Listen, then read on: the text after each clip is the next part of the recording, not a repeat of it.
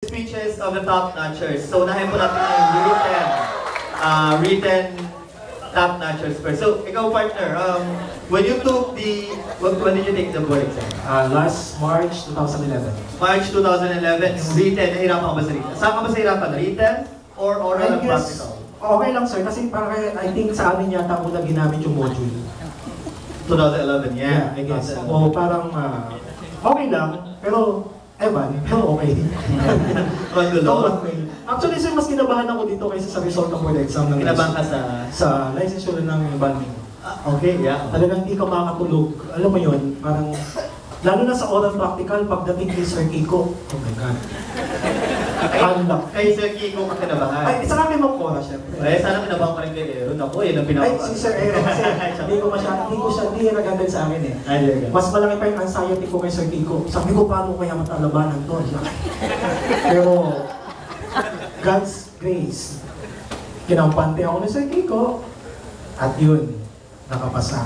Sa sobrang tuwa ko, hindi ko na nahubad ang PPE ko. Kaya paglabas ko, nilayuan ako ng aking mga kasamahan. Maraming salamat kay Ma'am, kay Sir Aaron, sa kay Sir Kiko, syempre. Yan, of course. Ako naman ng board exam ko naman 3 years ago, naalala ko pa, dito rin ako nag-written. Pero medyo iba noon, yung gamit namin ultimo, makapal pa, iba pang module, ibang manual. Talagang bakbakan din. And when I took the oral and practical, medyo nahirapan din talaga. Pinahirapan ako nung naka-yellow na shawl. Pero friends kami niyan.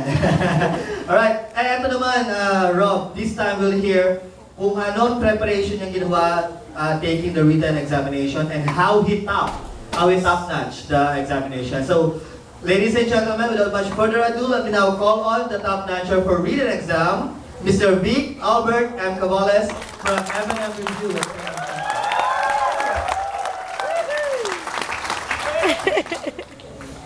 May speech ba Good siya? morning po sa lahat. I'm Vic Albert Mansueto Cavales and I came from the province of Lanao del Norte, Iligan City, from the Mansueto Funeral Homes.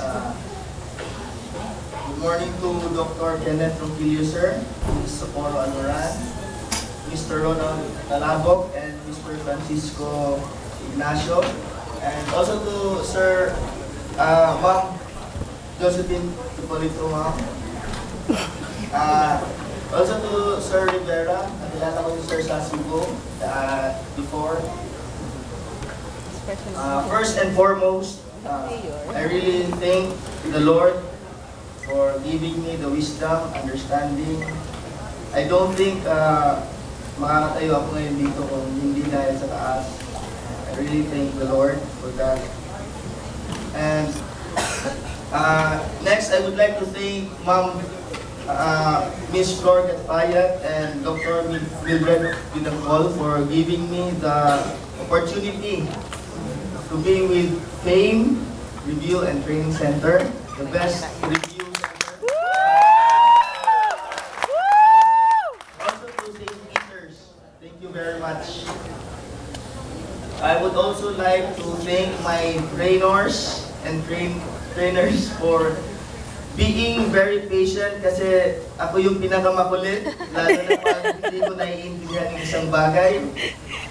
To Dr. Fred Bandibase, sorry sir sa sobrang kulit ko. To Miss Kat Malyari, galing pa Cebu, sa training sa Cebu. Sobrang kulit namin pag may hindi kami naiintindihan, tinatanong talaga namin si Ma'am Kat. And to Ma'am Rosaline May Rivera, thank you din. Tulong lahat. Sila dalawa yung tumulong sa amin, pati si Sir Bob Sarmiento and Sir Mali. Thank you very much. Kung hindi nyo pinagtsagaan yung kakulitan namin, wala kami rito ngayon. Thank you. Yeah. Thank you and thank you. Also, I would like to mention Raymond, Steve, Charles, to the Visayas Group, and to my cousin, Anna, Sheila. Talaga. Kasi siya talaga yung nagpupumilit na mag-join kaming dalawa. Kung hindi niya ako pinilit, wala ako ngayon dito. Yes! Thank you sa'yo. To my family, my grandmother, mother, lola, aunties, and titas. Thank you also sa, I mentioned ko lang for the support, moral support, financial support. Pinansyal talaga. Siyempre, kailangan yun. Hindi ako makakapunta rito kung wala yung moral tsaka yung financial support. To my wife, wala ngayon dito, nasa abroad. Yulin Chunli, my Chinese loving wife. Wow! For all the happy days. Iiyak na yan. And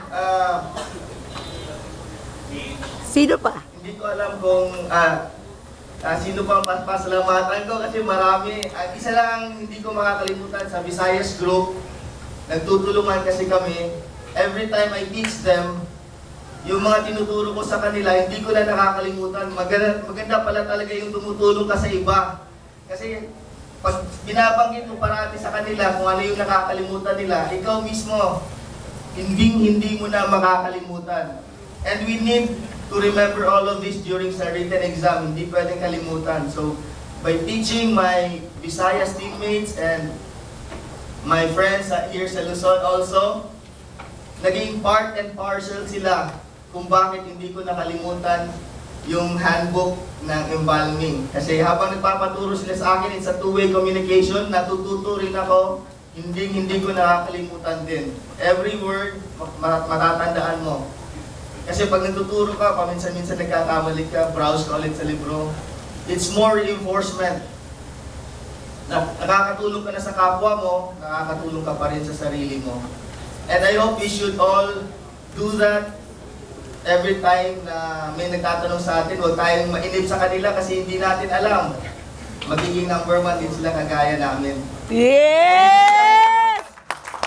Special mention to Ma'am Nat and Ma'am Rosalyn May. Thank you very much to Sir Bob, again, and to Sir Rob. Hindi dahil sa kanila, wala ako dito ngayon. Okay. Thank you very much and good morning. Yeah!